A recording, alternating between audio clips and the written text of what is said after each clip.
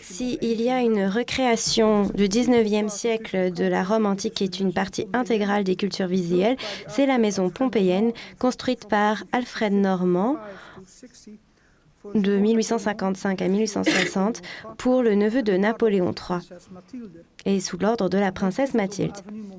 Elle est située sur l'avenue Montaigne, à l'ancien endroit de l'exposition universelle de 1855 et près de théâtre de variété. Elle fait partie d'un lignage de récréation d'intérieur pompéien qui a commencé en 1812 en France avec une maison grecque fondée sur l'Érectéon pour le duc de Choiseul-Gouffier, où la mère de l'impératrice Eugénie vivait.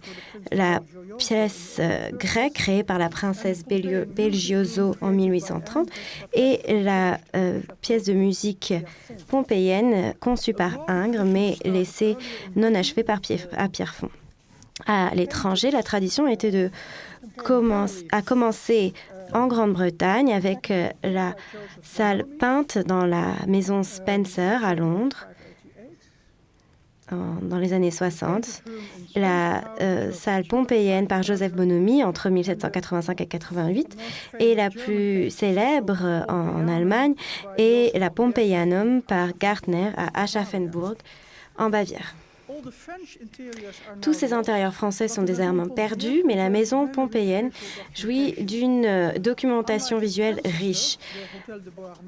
Contrairement à son ancêtre, l'hôtel de Beauharnais,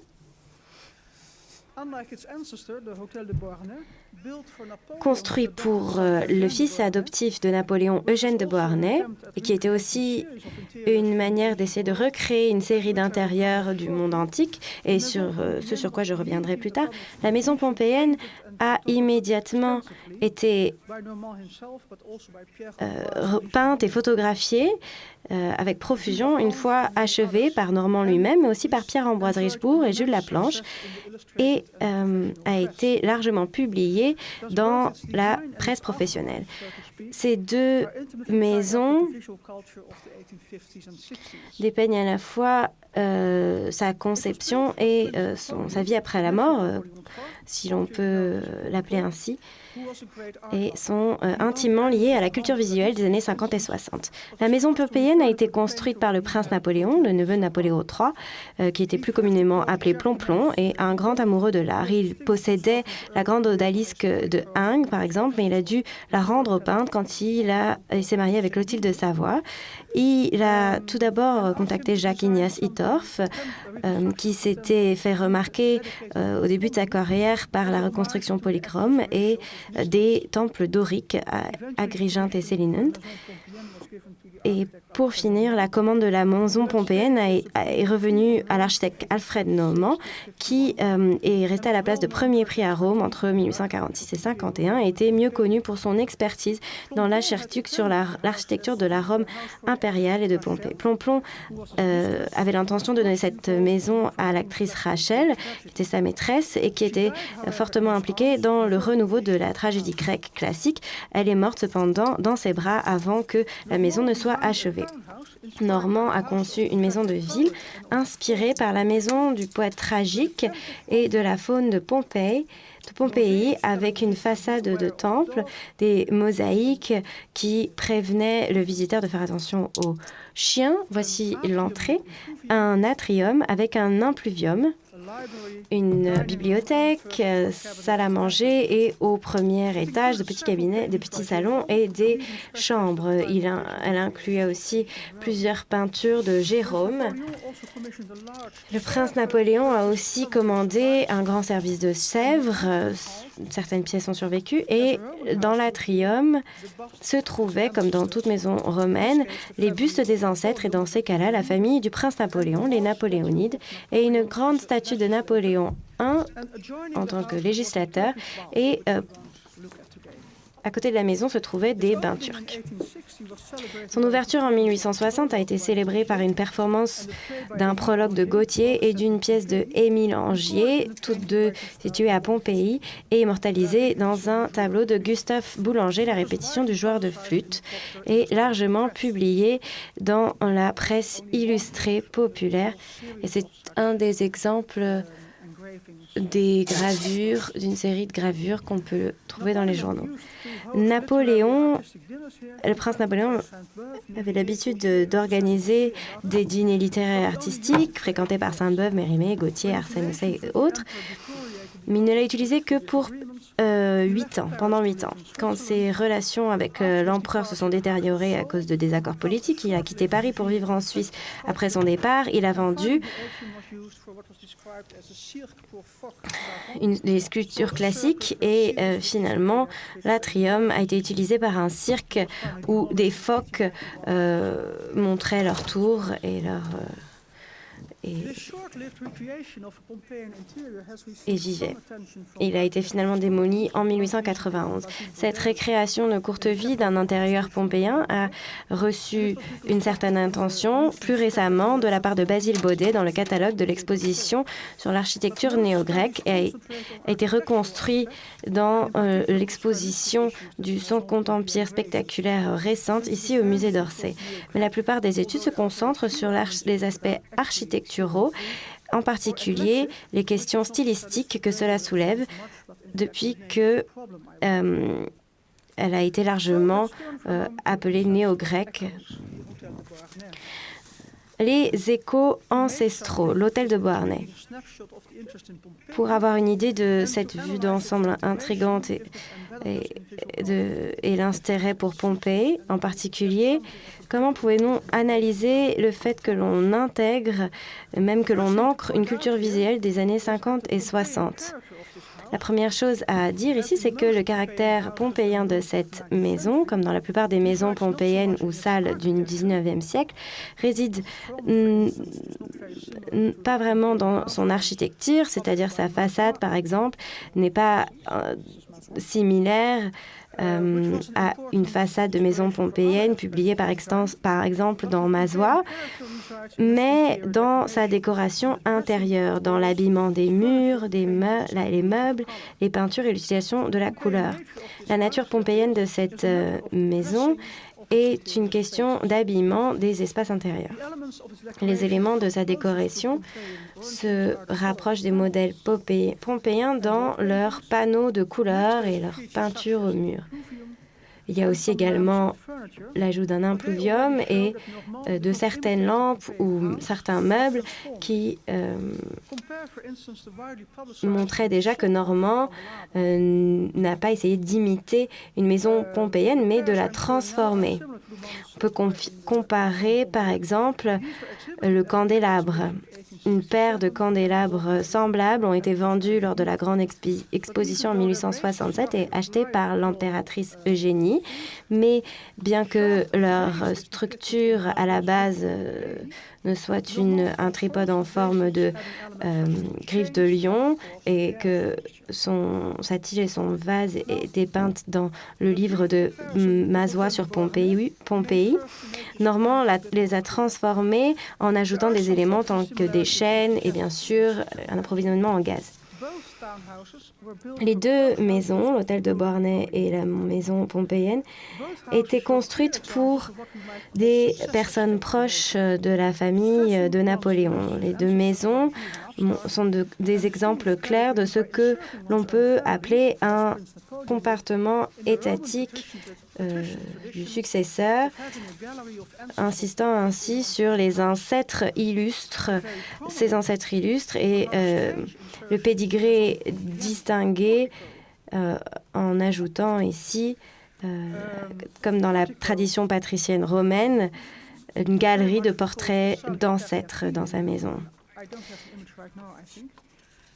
Le portique nous rappelle grandement la salle des Cariatides au Louvre et ça peut être également être interprété comme une tentative d'insérer une troisième génération de napoléonides dans la continuité dynastique de France. De la même manière, Eugène de Beauharnais montre son étroite implication dans l'expédition égyptienne de Bonaparte à travers les objets qu'il a rapportés de l'expédition et en plaçant l'art et ses objets dans sa maison, dans la lignée antique de la culture égyptienne. Bien sûr, Napoléon Ier était un artiste consommé à cet égard et tentait de recréer à Paris une nouvelle Rome augustienne. Les deux maisons offrent également des espaces immersifs qui cherchent à transporter le visiteur dans un rêve passé. Dans l'hôtel de Beauharnais, l'ajout d'un portique égyptien à une maison de ville du début du XVIIIe siècle par Beaufranc annonce clairement cela. Les tissus, les papiers peints terre d'Égypte, les peintures illusionistiques des saisons de l'atelier Girodet et par-dessus tout les bains turcs qui ont des miroirs se faisant face à face,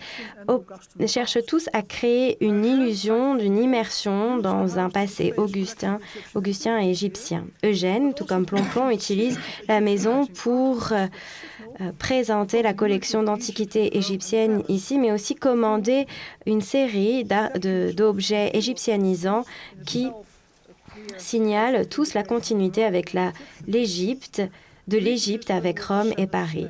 2 statues d'Antinous pour accueillir les visiteurs, par exemple. De la même manière, la maison pompéienne était remplie de meubles qui rappelaient les modèles pompéiens. Mais il y a également des différences notables qui nous permettront d'avoir une meilleure idée de ce qui différenciait la maison sur l'avenue de Montaigne. Tout d'abord, il y avait peu d'objets d'origine pompéienne dans la maison pompéienne. L'illusion de l'immersion dans un passé pompéen dépendait pas entièrement de la présence de ces objets, leur biographie et les mémoires culturelles qu'elle évoquait, comme dans l'hôtel Beauharnais, mais de l'utilisation des éléments visuels tels que l'habillement des murs avec des peintures sur les murs de Pompéi ou la performance de pièces de théâtre écrites par des contemporains tels que Théophile Gautier en habit ancien. Les candélabres dont j'ai parlé sont un indice intéressant qui nous pointe vers une relation plus complexe des prototypes potéens, ainsi que cette lampe dans l'atrium, et qui suivent de près l'étiologie de tels objets donnés par Pline et qui représentent une coutume homérique d'avoir des esclaves debout autour des tables de banquet tenant des torches. Mais la façade est encore plus parlante. Elle ne suit pas de près les façades publiées par exemple par Mazois, mais par son lourd rusticage et son portique extrêmement orné.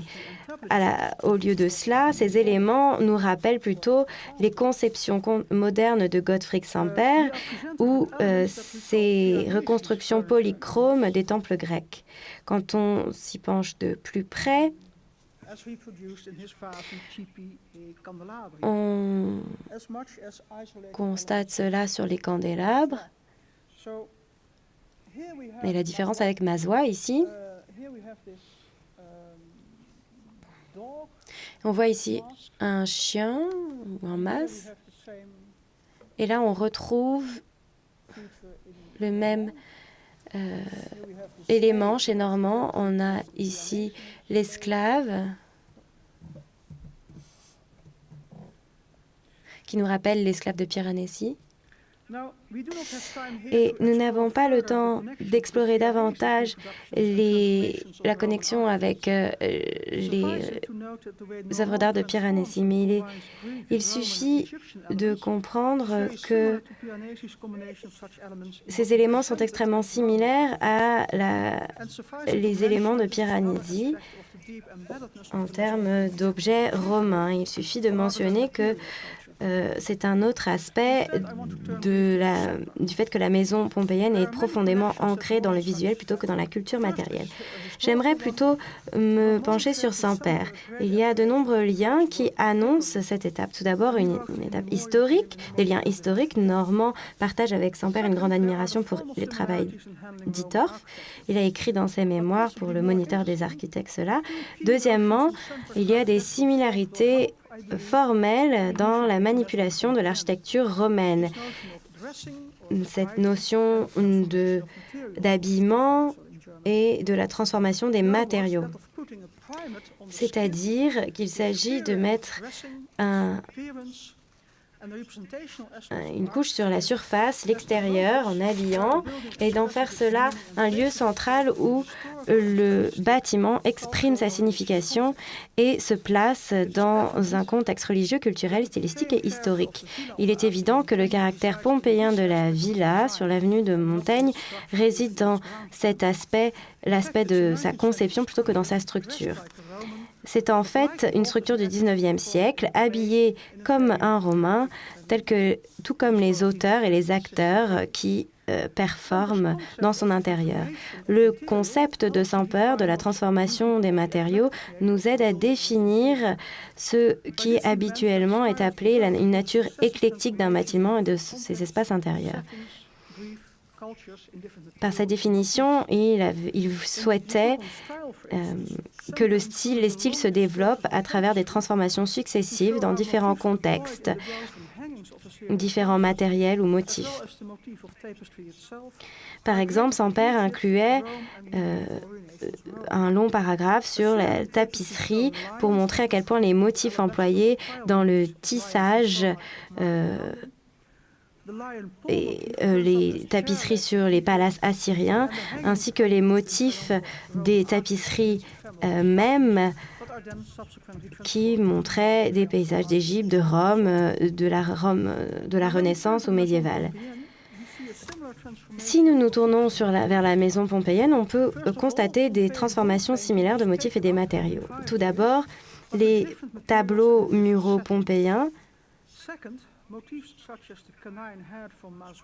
étaient accrochés ici et utilisaient des matériaux différents et des contextes différents.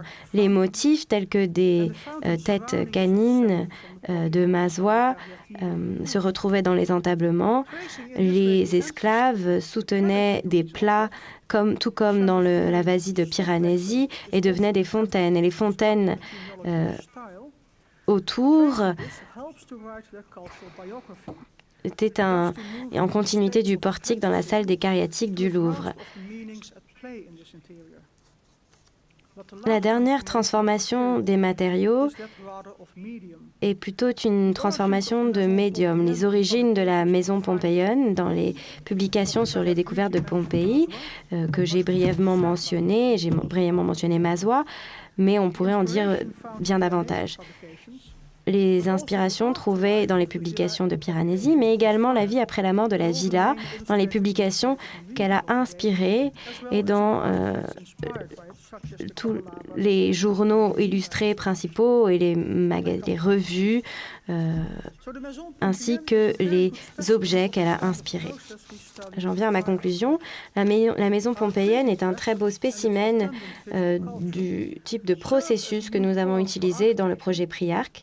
La manière dont la presse écrite et sa culture visuelle nous aide comme nouveau forum de l'architecture et particulièrement sur le rôle de l'architecture comme une manière d'accéder au passé. Sa conception a trouvé ses racines dans les publications de Pompéi et un impact de taille dans la presse illustrée de l'époque. Au même moment, si l'on prend en compte la courte durée de vie de la maison, d'une perspective sampérienne, cela nous aide à passer au-delà de l'éclecticisme néo-grec. Saint-Père, bien qu'il n'aurait pas approuvé cette conclusion, fournit les ingrédients pour un compte-rendu stylistique du renouveau et nous permet de retracer ce renouveau. Merci beaucoup.